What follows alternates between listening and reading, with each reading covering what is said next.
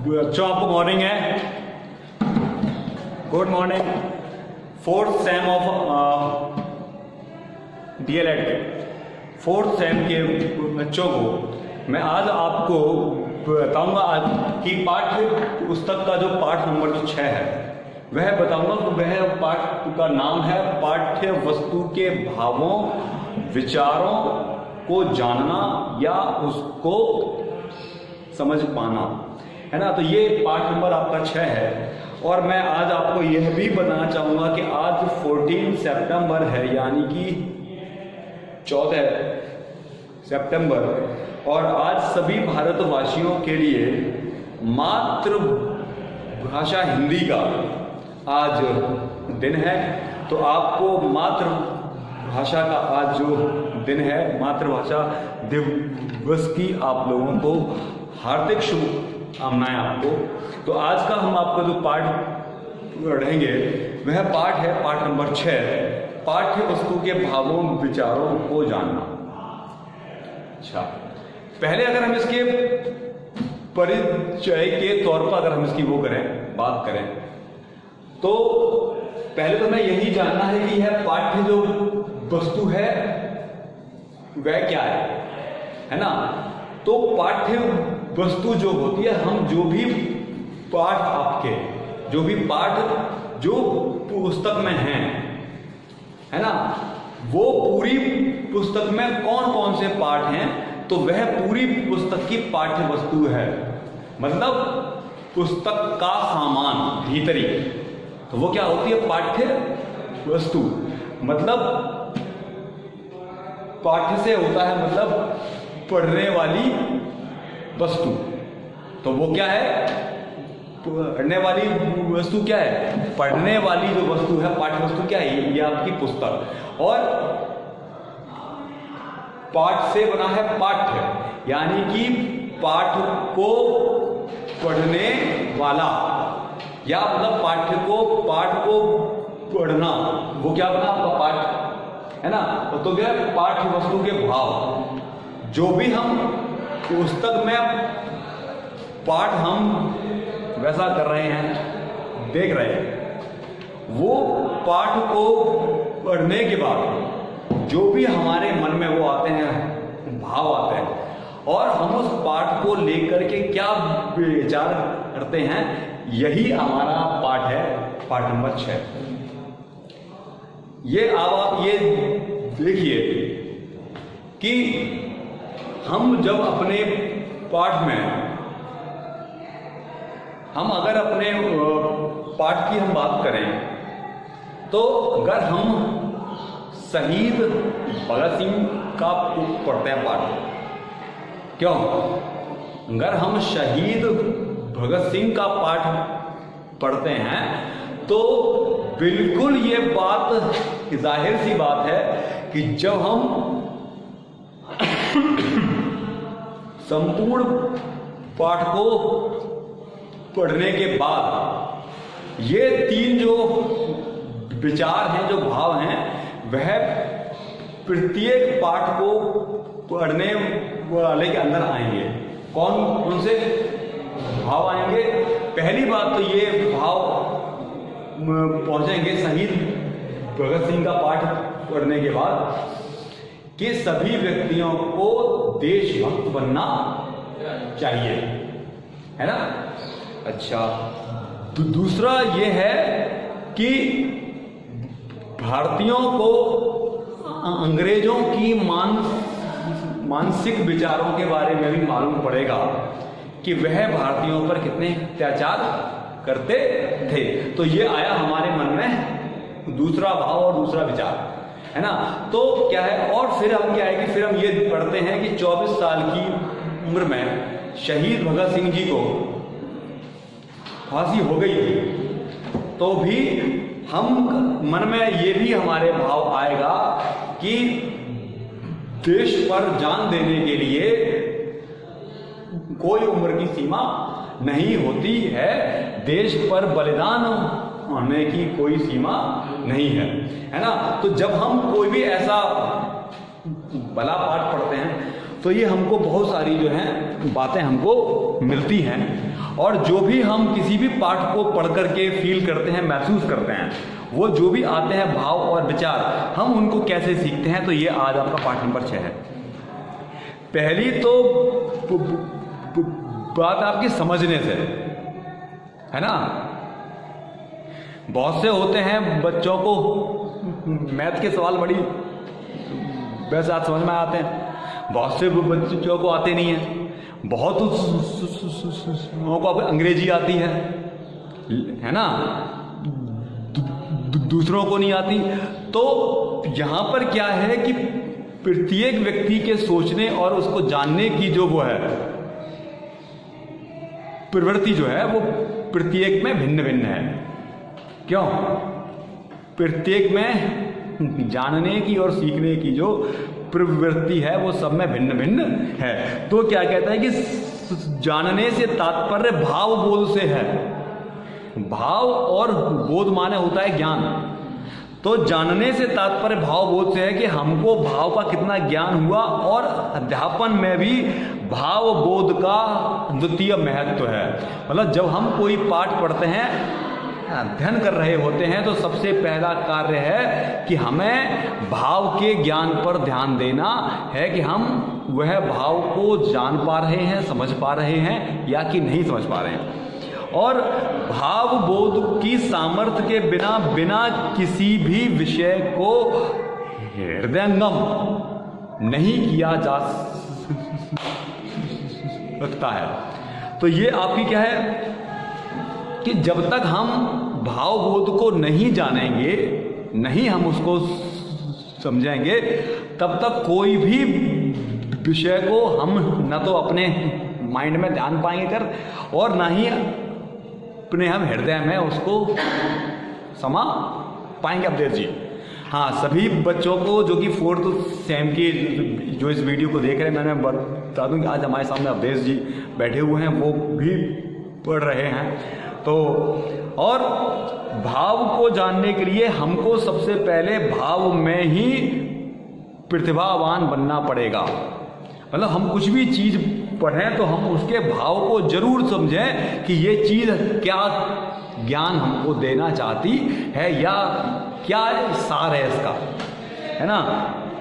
और यही नहीं, वास्तविक जीवन में पारस्परिक वार्तालाप भी बिना बोधन के इंचदपि अग्रसर नहीं हो सकता है। मतलब ये आपकी पुस्तक कह रही है कि यह भी आप समझो कि वास्तविक जीवन में भी जब तक आपके माता पिता भाई बहन दूसरों के जो भाव हैं, वह जब भी आपसे कोई बात करते हैं, और जब बात करने के बाद आप किसी भी सामने वाले का वो बात को नहीं जान पाते, वो क्या आपसे कहना चाह रहा है, आप उस चीज को नहीं समझ पाते, तो आपको वास्तविक जीवन को जीने में भी दिक्कत का सामना करना पड़ेगा। क्योंकि तुम्हारे पिताजी हैं, वो तुमसे बोलेंगे कुछ और, तुम उसको समझोगे कुछ और, तो फिर क्या हुआ कि जो भी वो बनने वाला काम है वह काम फिर बन नहीं पाएगा। और एक दूसरे को भावनस जान पाने के कारण हम अपना ही काम का कोई ना कोई हानि कर बैठेंगे। क्यों? है ना। तो जब तक आपका श्रोता, मतलब जैसे मैं यहां पर वक्ता हूं, मतलब वक्ता होता है कौन? जो व्यक्ति वक्तव्य दे रहा होता है या बात कह रहा होता है, वो वक्ता हो गया, मतलब बोलने वाला, है ना। और जो दूसरा आपका कौन है? एक है बोलने वाला, तो दूसरा कान से आपका सुनने वाला, है ना। जब एक आदमी कोई बात को बोलेगा तो दूसरा व्यक्ति यार उस बात को आपको सुनेगा, है ना। तो क्या है कि जब तक वक्ता बोलने वाले में और आपके सुनने वाले की बातचीत में वो एक दूसरे के भावों को जब तक नहीं जानेंगे, तब तक उनका एक दूसरे से बातचीत करना किसी प्रकार के परिणाम को सामने नहीं ला पाएगा। और ये यहां से ये बात बिल्कुल स्पष्ट होती है कि भाव बोध ही वास्तविक जीवन में ही सबसे बेहतरीन अध्यापन के लिए महत्वपूर्ण कार्य है ना। यहां आपके समझ में आई बात?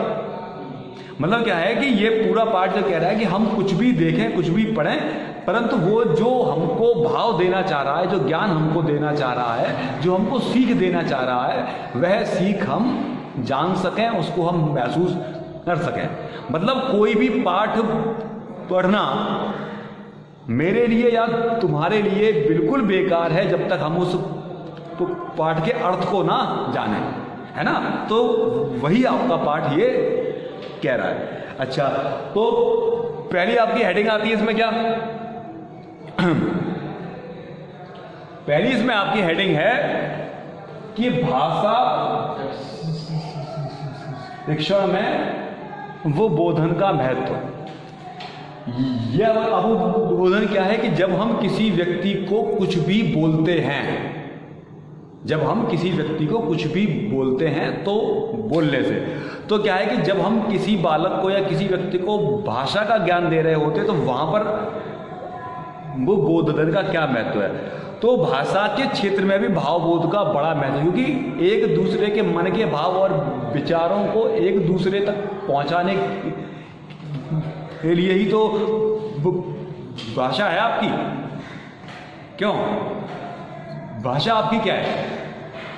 भाषा का ही मतलब यही है कि हम अपने मन के भाव, अपने मन के विचार और अपनी जो सोच है वह हम सामने वाले तक सहज भाषा में जल्दी से जल्दी हम पहुंचा सकें। तो यहाँ भाषा के क्षेत्र में भी भावबोध का विशेष महत्व है। अवबोधन भाषा के पठन पाठन का आधार है। मतलब ये आपका जो है अवबोधन जो है वह भाषा के पढ़ने और पढ़ाने का बेस है, आधार है।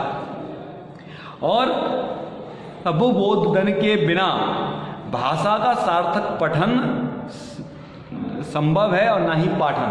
मतलब जब तक हम वो बोधन को, अपने भाव को नहीं ढंग से पहुंचा पा रहे हैं, तब तक किसी भी भाषा को पढ़ना और बोलना दोनों ही व्यर्थ है। और भाषा संबंधी कौशलों में दक्षता के लिए भी वो बोधन का होना बहुत ही महत्वपूर्ण है। आपको पता है भाषा के कौशल? पता ही नहीं है तुम्हें? अरे अवधेश जी, भाषा के आपके लाभ के होते हैं कितने होते हैं? 4 होते हैं। भाषा के जो कौशल होते हैं वो आपके होते हैं 4। कौन कौन से? पढ़ना,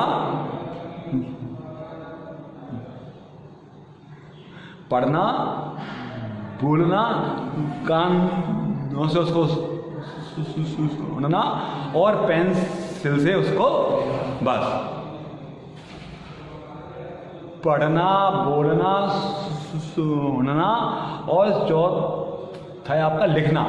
यही भाषा के कौशल होते हैं। तो क्या है कि वह विद्यार्थी भाषा के कौशलों को भी ढंग से जब तक नहीं समझ पाएगा, जब तक कि वह वो बोधन पे, भाव पर ध्यान नहीं देगा।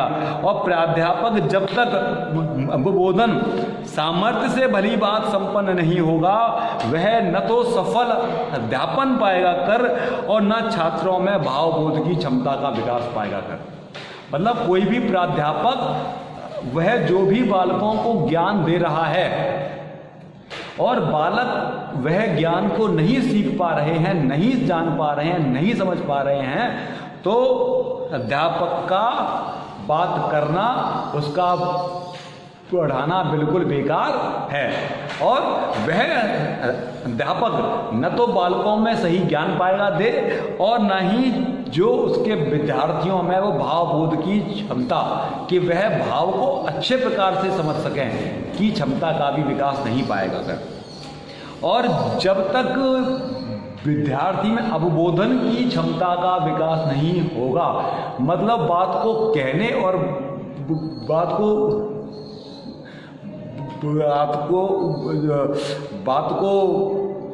परिचित होने से जब तक विद्यार्थी ये कार्य नहीं करेगा तब तक वह किसी भी भाषा में प्रतिभाशाली दक्ष नहीं हो सकता है या उसको किसी भाषा का ज्ञान नहीं हो सकता है। भाषाई कौशलों के विकास के बिना भाषा का ज्ञान भी उद्देश्यपूर्ण नहीं हो सकता। मतलब भाषा के जो 4 कौशलों को अगर हम नहीं बच्चे को सिखा पाते, इनमें से 2 बच्चा सीख पाता है, 3 पाता है, 1 नहीं सीख पाता, तो भी हम बच्चे को ढंग से कुछ नहीं सिखा पाएंगे। तो क्या है कि और यही छात्रों को पद्य साहित्य आपका और पद्य के साथ आपका गद्य साहित्य, इन दोनों की पाठ्य वस्तुओं के भावों, विचारों और आदि को जानने के लिए तथा प्रश्नावली में पूछे गए उत्तरों के लिए और उनके भावबोध को जानने के लिए अवबोधन का विकास करना बहुत महत्वपूर्ण है ना। यहां तक आई। अच्छा, दूसरी आपकी हेडिंग है भावबोध के लिए आवश्यक गुण। मैं अब तुमको बता दूं भाव क्या है। भावबोध है कि भाव का ज्ञान, और भाव के ज्ञान के लिए कौन कौन से हमको गुण इस्तेमाल करने चाहिए वह हैं। तो सबसे पहला जो है वह है शब्द भंडार का विकसित होना। शब्द भंडार से मतलब है कि हम अगर कोई भी शब्द अगर वह हमारे सामने आए, वह चाहे किसी भी भाषा का सही, हमको वह शब्द जानना चाहिए। क्योंकि जब हम नए से नए जब हम बातों को जानेंगे तब शब्द भंडार में हमारे वृद्धि जरूर होगी। दूसरी है कि व्याकरण संबंधी भी ज्ञान, मतलब हमको भाषा में विलोम शब्द संधि आपके समास का भी ज्ञान होना चाहिए। मतलब हम जब तक ये नहीं समझ पाएंगे कि ये जो शब्द है किनको जोड़ करके बना है, ये जो है शब्द अगर हम इसमें दूसरे शब्दों को जोड़ दें या इसमें से ये शब्दों को बाहर कर दें तो कौन से शब्द बनेंगे, तो भी हमको भाषा के व्याकरण का ज्ञान होना चाहिए। पॉइंट नंबर आपका 3 कहता है कि भाषाई ध्वनि तत्वों का ज्ञान। भाषा के ध्वनि के जो तत्व हैं वह भी हमको बालकों को बताने चाहिए, क्योंकि ये आपके नाद स्वर हैं, ये आपके दीर्घ स्वर हैं, या आपके छोटे स्वर हैं, कौन सी मात्रा बड़ी है, तो हमको भाषा ही तत्वों का ज्ञान भी बच्चों को देना चाहिए। अच्छा, पॉइंट नंबर 4 है कि आपके श्रवण कौशल और वाचन कौशल में प्रवीणता, मतलब दोनों ही कामों में विद्यार्थी को प्रतिभावान होना चाहिए। कौन से में? एक तो अगर उसे कहा जाए कि तुम इस काम को बोलो तो वो बोल भी दे, और जब उसे हम कोई चीज़ बताएं तो वो ध्यानपूर्वक उसको अपने कानों से बैठ करके आपको सुने भी, है ना। पॉइंट नंबर 5 है कि वाक्य आपकी रचना और वाक्य विश्लेषण का ज्ञान। कौन सा वाक्य कैसे बनता है और वाक्यों में किस किस प्रकार से हम वाक्य बना सकते हैं, यह भी ज्ञान बालकों को होना चाहिए। अगर यह ज्ञान बालकों को होगा तो वह मातृभाषा के लिए किसी भी भावबोध को समझ पाएंगे। अच्छा, पॉइंट नंबर 6 है कि विषय के संदर्भ में विस्तृत ज्ञान। मतलब बालक जो विषय को पढ़ रहे हैं उस विषय से संबंधित बच्चों को विस्तृत ज्ञान होना चाहिए, मतलब बहुत ज़्यादा उसको जानकारी होनी चाहिए। पॉइंट नंबर 7 कहता है कि व्याकरण तत्वों का ज्ञान। व्याकरण में मैंने भी आपके पॉइंट नंबर 2 में भी बताया था, व्याकरण से मतलब है विलोम शब्द, आपके संज्ञा, सर्वनाम, विशेषण, क्रिया, पदनाम, ये सब का बच्चों को ज्ञान होना चाहिए। पॉइंट नंबर 8 है धैर्य एवं एकाग्रता का होना। प्रत्येक बालक के अंदर इतना धैर्य होना चाहिए कि वह किसी भी पाठ को ढंग से समझे और वह उस पाठ को धीरे धीरे ही सही लेकिन जानने का प्रयास करे, है ना। और एकाग्रता का होना, मतलब जो भी जिस व्यक्ति वह जो भी काम करे वह सिंगल, मतलब ये ना हो कि हम बैठे हुए हैं यहाँ पर और जो हमारा ध्यान है वह कहीं बाहर हो।